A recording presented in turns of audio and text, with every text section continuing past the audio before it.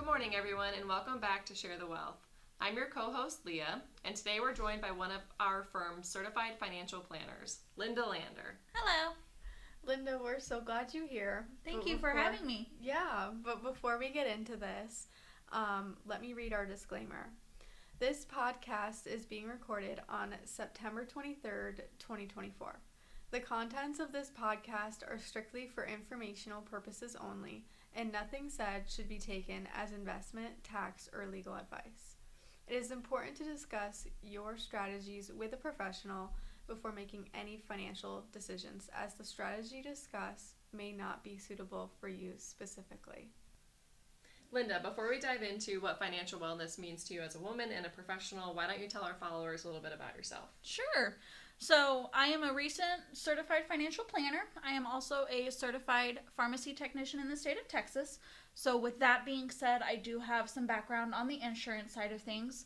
I'm kind of known in the firm as being our Medicare expert. So a lot of people come and ask me about that, whether they're new advisors or senior advisors. I help a lot of our clients with that.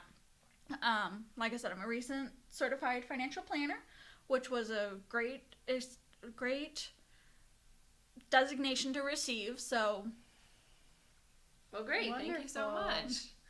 So we're going to talk a little bit, like we said, our topic today is financial wellness. So what does financial wellness encompass? It's the overall condition of your financial health and your ability to manage your finances effectively to fulfill both your short-term needs and your long-term goals. It goes beyond merely having your sufficient funds. It also involves possessing the necessary knowledge and cultivating good financial habits for you to manage your money wisely.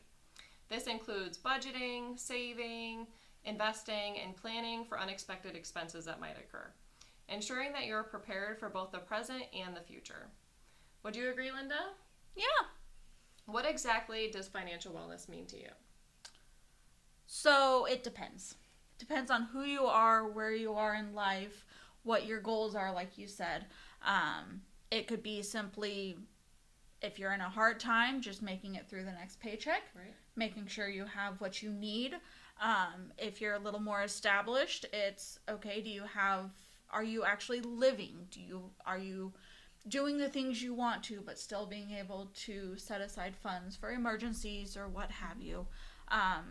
Again, it all depends on your ages. So if we're looking at the younger generation, the 20s and 30s, I would say something along the line of, if you're going to school, do you have a degree plan that you feel is actually going to get you where you want to go, get you what you are wanting to make? Is it a good financial situation, especially if you have to take out student loans? As you both know, as well as myself, I am still personally paying on my own student loans. Right.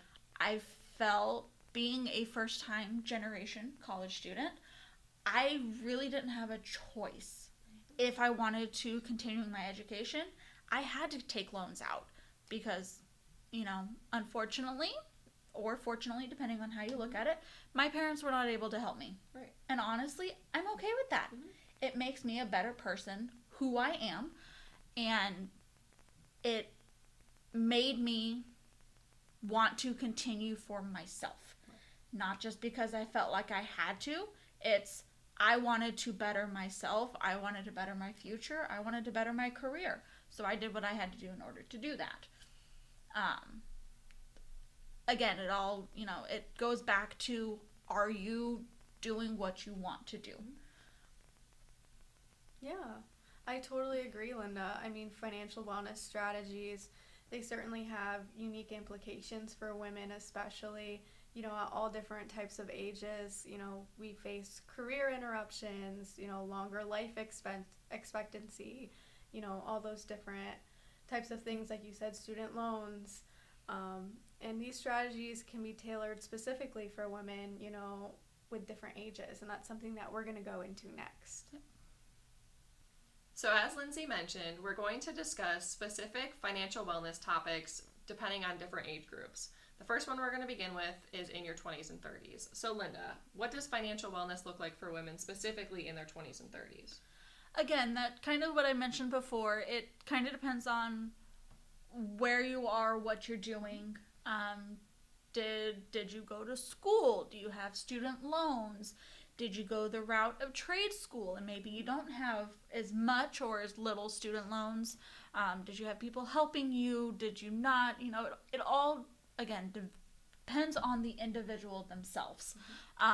If it's someone like me who had student loans, it's, you know, making sure you have a career or a job that can help pay back those student loans. You know, just try, easier said than done, but try to stay out of any future debt unless, again, you have the means or the ability to pay it back.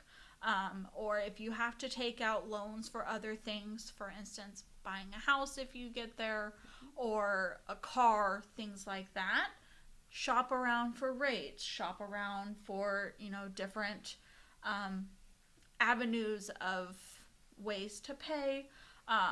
Again, it all very much depends on who you are, where you are, what you are doing to better yourself for yourself.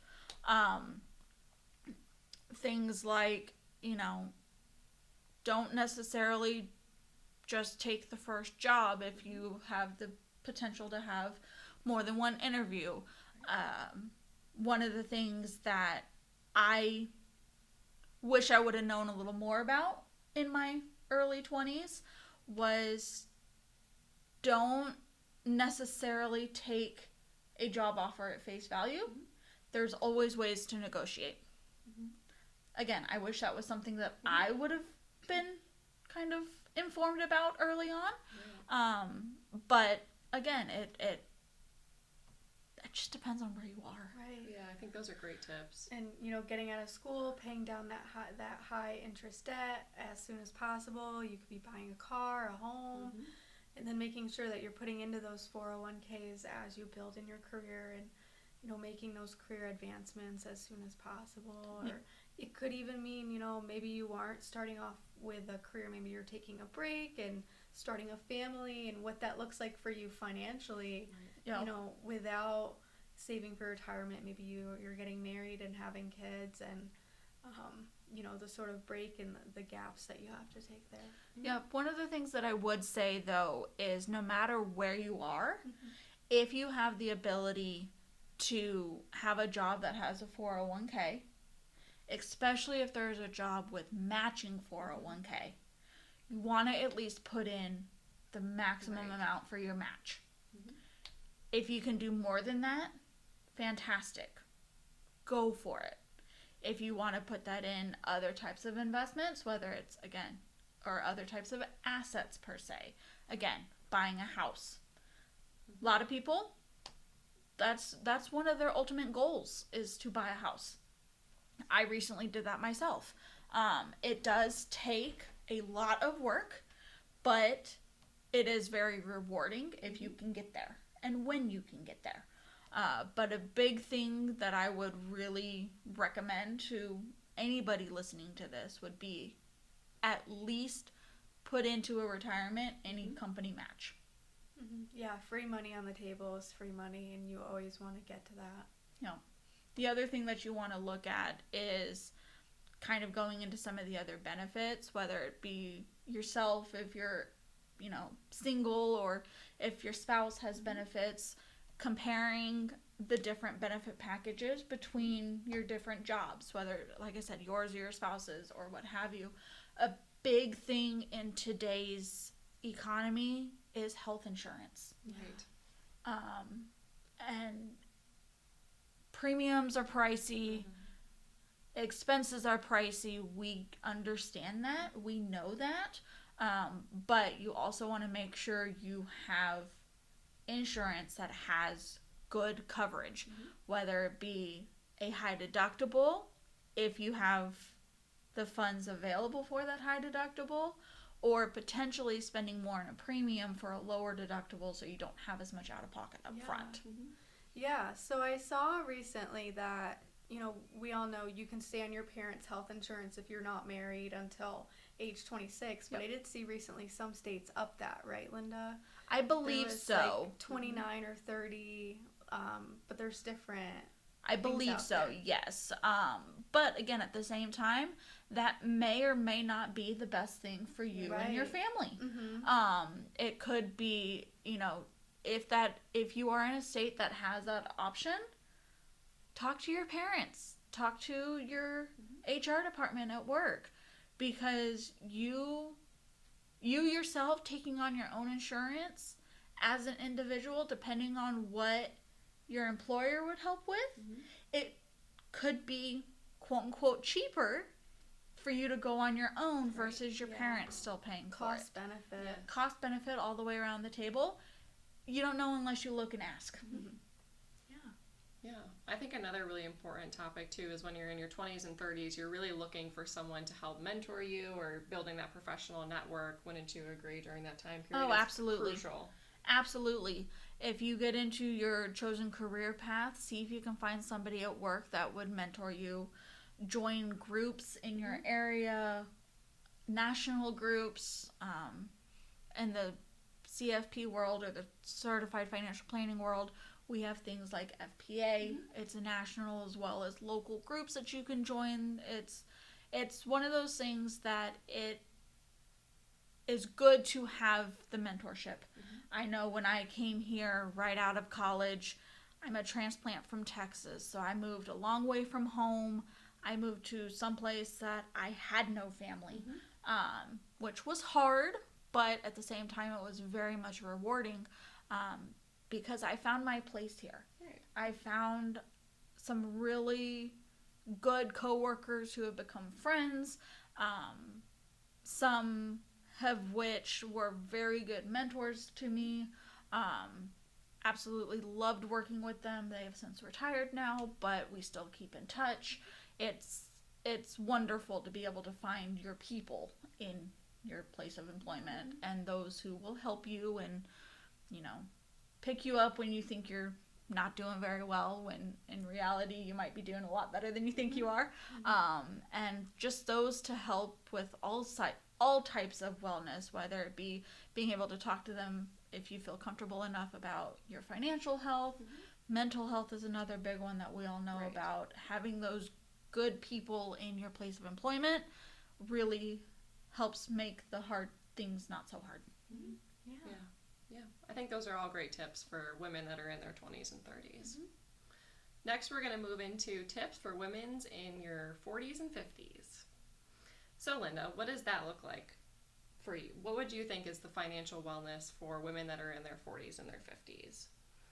Now that we move into a little bit older age group, you've got that 401k starting to build up like we talked about. You might be in your profession that you're really secure in being in that. Any tips that you have there? Yeah, so again, like always, it goes back to it depends on where you are in life, your spouse, if you have kids, your parents. At this point in time, you might be looking to aging parents. You might see things that you hope that you might be able to plan a little differently when it comes to healthcare or things like that. You can help your parents with their health stuff. You can help manage their finances if you're power of attorney for them. Just seeing things differently as you age. If you have kids yourself, you might be looking at their college expenses coming up in the near future. What if anything, have you been able to help save for them? Do you want to save for them? Do you want your child to be the one responsible for, building their own future? Again, it all really just depends on where you are, what you're doing. Are you in your chosen career? Is it at a good place? Do you think you would want to look at moving or changing careers? I've seen a lot of clients and I've talked to a lot of people who do make career changes in this time frame. And again, it's a lot of the time it's to better themselves and do something that makes them happy, because you don't want to be unhappy in a job. Exactly. I think that's the forefront of the financial wellness that we're really trying to get across. I think that's a great point. And that's the beauty of what JGUA is like we help with those changes and those life changes, and then also with the parents, like you mentioned, looking over estate plans and stuff. Yeah, I think that's a great point. And I know that we talked a little bit before in our earlier ages about retirement savings, but now that you're in your 40s and 50s, it really is crucial to keep continuing to add to that 401k, keep growing it, because you are approaching retirement. You want to make sure that you have that built up so you can live off of it once you do retire. Yep. And at this point in time, for the financial side of things going into retirement, if at all possible, at this point in time, you should probably be doing more than your company match. Again, as long as you can swing it and or doing more than that, whether it be a brokerage account, whether it be, an outside managed account or anything like that. But at this point in time, we would hope that, again, all depending on where you are, what you have, again, you might, at this point in time, you might still have a mortgage.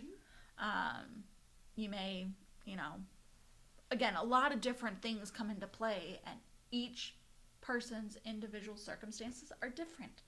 You don't know until you sit down and talk to somebody. But it's the retirement savings is a big thing at this point in time. Yeah.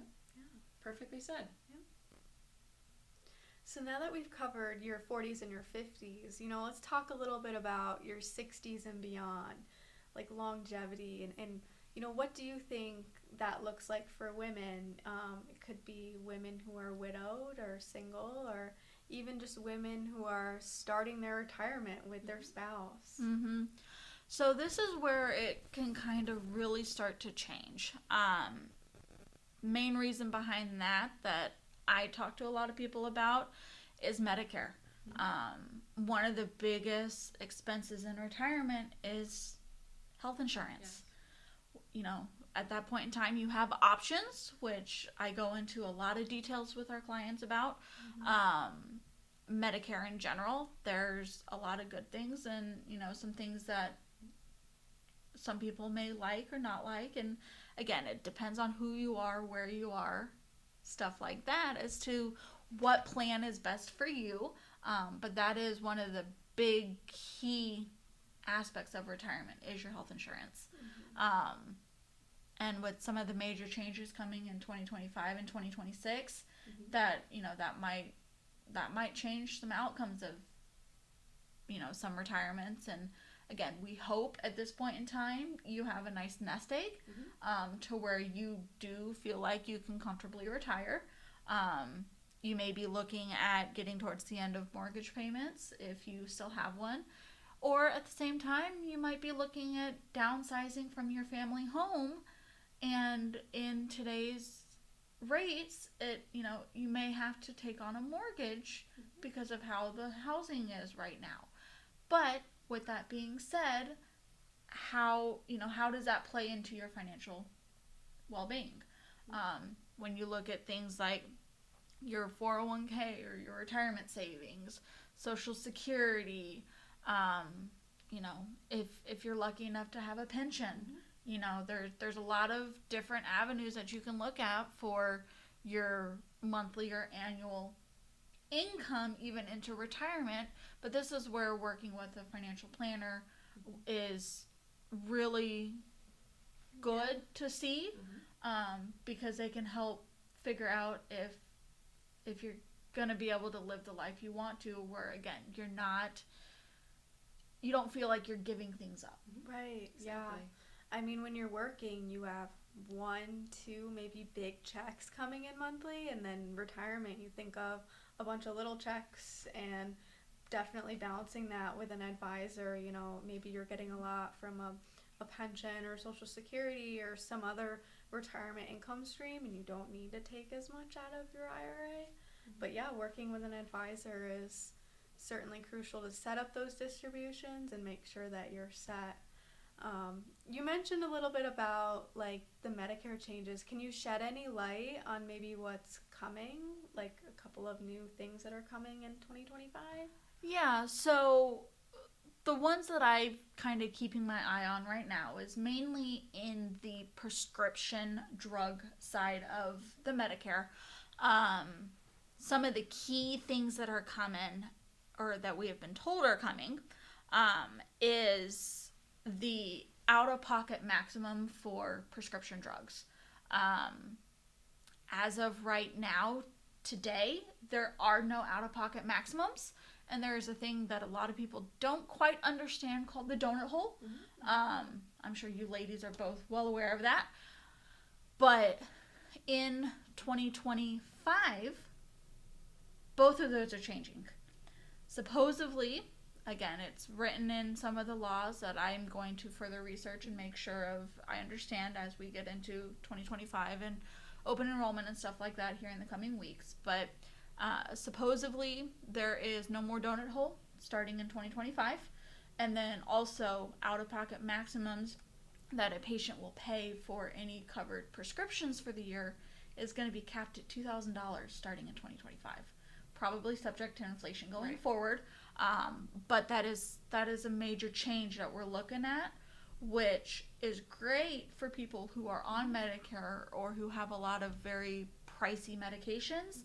However, one thing to look at, and we don't know what this is going to do just yet, but it might change the monthly premiums. Right. Again, we don't know what those look like yet, but those should be coming out in the next couple weeks. Great. Yeah, thank you for sharing those couple of topics. We'll definitely want to check back with you as we get closer to 2025 and dive in more into that topic. Oh, absolutely. You mentioned before in your 40s and 50s, maybe you're starting to plan for your parents, aging in place or something like that. Now that you're in your 60s and beyond, what are you thinking about for yourself individually? It's hard. I will say that. I know that some of the clients that I work with, they're worried about running out of money themselves. What would happen if they have a major medical event, or they have to go into a nursing care facility or something like that? There are a lot of facilities out there that accept long-term care policies if you have it. There's riders that you can put on whole life insurance policies that you might want to look at if this hasn't been discussed before, just to potentially help cover the cost of long-term care in the future if that's something that is on the horizon. The other thing that a lot of people that I've actually experienced with some of my clients is the spending down of their assets and actually becoming Medicaid eligible in order to be in long-term care facilities. Again, it's very individualized. It's something that should be talked about. It should be looked at, and just kind of go from there. I would highly recommend talking to an advisor. And as women reach, that stage of life, when we talk about estate planning, how important do you think it is to have all of the documents and things in place? It's very important. Even as early, going back to your 20s and 30s. Yeah. If you have families, the estate documents are very, very important. It helps lays out your wishes if something were to happen to you. If you have a medical event to where you can't make your own decisions, you really want to make sure you have someone who you personally trust and who knows what you would want to be able to help you make those decisions when you can't. So, talk to your friends and family. It doesn't have to be your parents, your spouse, your siblings. It could be a really good trusted friend. It could be just somebody that you trust and that knows your wishes, your ultimate wishes, should be those who you would consider. Anything from your healthcare proxy, your power of attorney, and then getting into the actual will, your things like your executrix or your executor. If you have children, your guardianship, things like that. They are very much important as early as, young families all the way up into the aging populations, because as much as we don't like to think about it, our passing is inevitable. We don't have a crystal ball. We don't know when that's going to be. Right.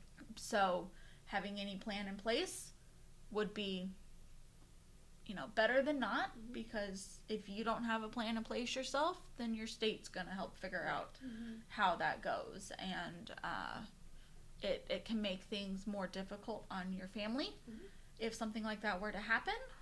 So again, talk to your attorney, talk to your financial advisors, talk to your, friends and family of who you want these important decisions to be based on.